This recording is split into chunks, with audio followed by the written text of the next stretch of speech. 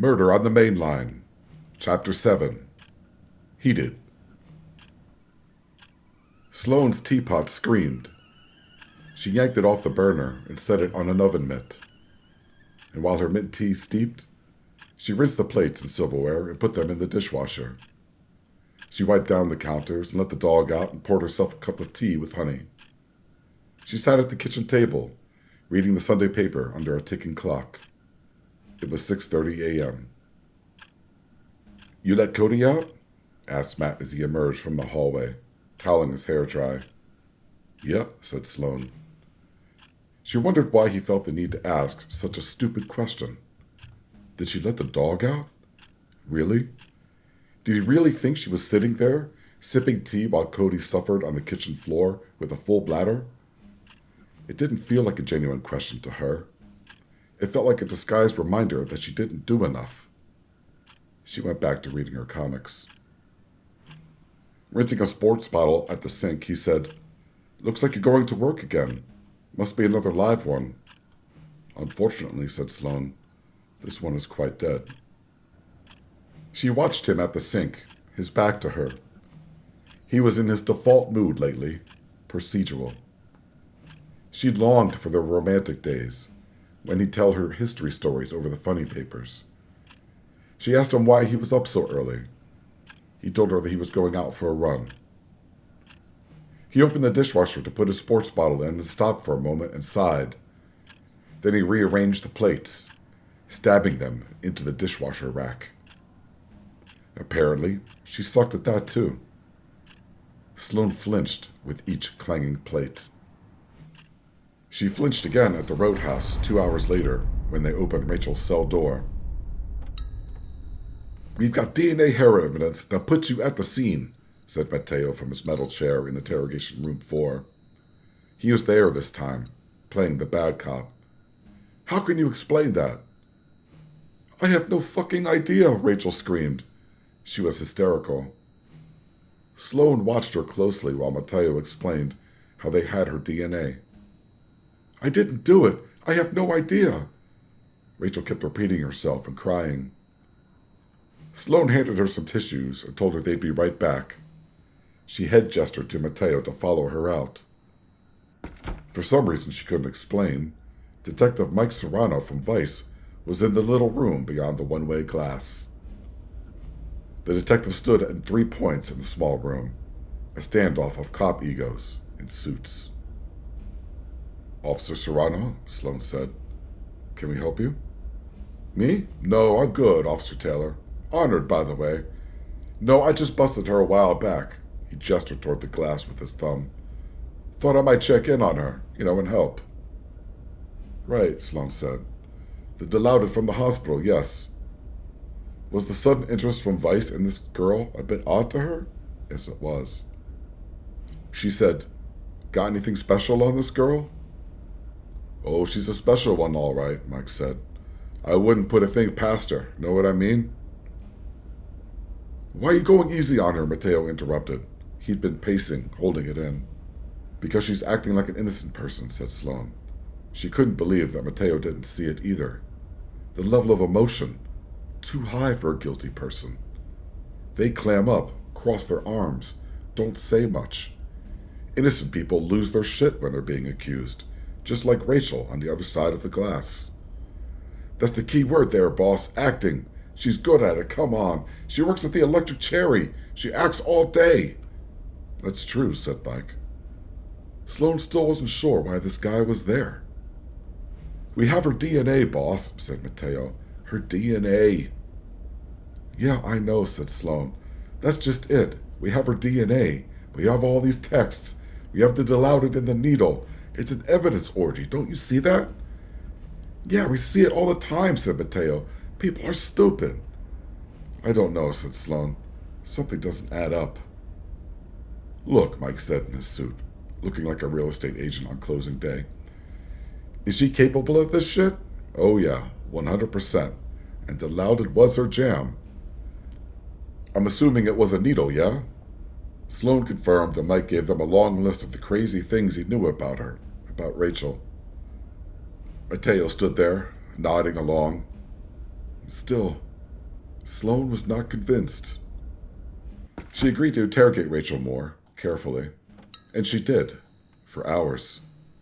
The process was agony. Rachel just kept crying and the questions started feeling like abuse. Her questions hit a wall soaked in tears and the same consistent story. She had no idea. One thing Sloane did know. They were not getting a confession out of Rachel. They sent her back to her cell. In their cubicles, Sloane and Mateo argued over pressing charges. It got heated. "It's clear as fucking day, come on," said Mateo at one point. They had enough, especially with the text and DNA evidence, he explained, counting them out on his fingers. And Mike kept pitching in, along with a few other detectives who were nearby, listening in on the argument. Everyone agreed it was enough to press charges. Sloane found herself in the bullpen. "You need to, for the family's sake," said Mateo. Sloane could tell he was dead serious about that and knew that she was on sacred ground. She asked him to go for a walk with her. The peanut gallery was not helping at all. She needed fresh air and to think about it for a minute. Chinatown. Franklin Park.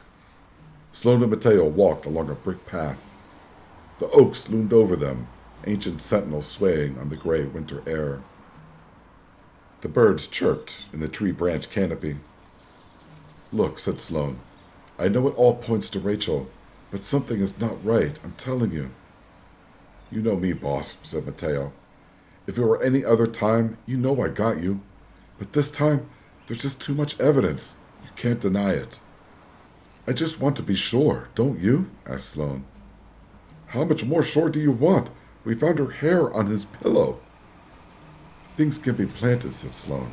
"Staged. It all feels staged to me. The window, the texts, the whole thing. I don't know." "Oh, come on," said Mateo. "You really don't believe that, do you?" "I don't know what to believe, but I need you to believe me. Something ain't right." "Okay," said Mateo. "So what do you want to do?" "Case conference," said Sloane. "Ask for more time."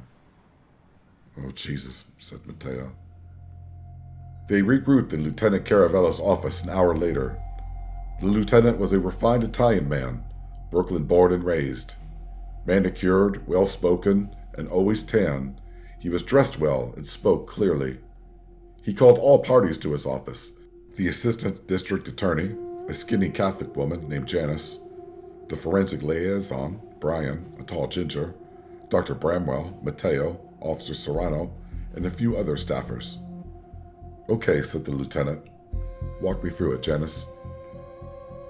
Janice presented the charges, the evidence, the DNA. She had everything she needed and, in her words, was ready to rock and roll. Sloane never liked such party language when it came to their work. There was nothing rock and roll about a murder case in her eyes. It was all just sad. She kept her mouth shut. They all listened to Brian walk them through the forensic evidence, the footprints, the broken window, the injection, the dilaudid, the hair, the texts. It went on forever. The lieutenant interrupted him at one point gently and asked him to summarize. "In short," said Brian, "the evidence points to forced entry and a lethal dose of dilaudid by injection." "Boss, dilaudid is Rachel's favorite candy and she was a nurse," said Mike. "It all adds up." Sloane could not believe this freaking guy. She was about to ask him if this was his case or hers, but Dr. Bramwell spoke first. "The injection was well done," added Dr. Bramwell. "Well hidden and in a highly vascular area." She went on to explain her findings from the autopsy. Sloane let the mic thing go for now. It wasn't the time or place. The lieutenant paused for a moment after Dr. Bramwell's mini-lecture. A silver fox, he was quite good at deliberation. He said, "What's your take, Taylor?" "I'm not sure if I'm being honest. Yes, everything points to Rachel. Except Rachel. I just don't read guilty on her. In the interrogation room, everything about her responses read like truth to me. And there's so much evidence, it all just seems staged to me." "And you?" The lieutenant looked at Mateo. Mateo sighed and looked at everyone and looked at the lieutenant in the eye and said, "Look, we have enough to press charges for sure, but my partner doesn't feel right about it and wants more time. To make sure, you know? And you know who I'm with on that." The lieutenant nodded and looked out the window. He said, "I got the DA and the family breathing down my neck, detectives. For good reason. You understand this, yes?" "Yes, sir." Sloane wanted to smile, but she stifled it. She knew that she won. "We have a grieving family that needs answers, and they need answers soon. The daughter's coming in tomorrow, you know." "Yes, I know," said Sloane. The lieutenant looked at her hard and said, "You have 48 hours."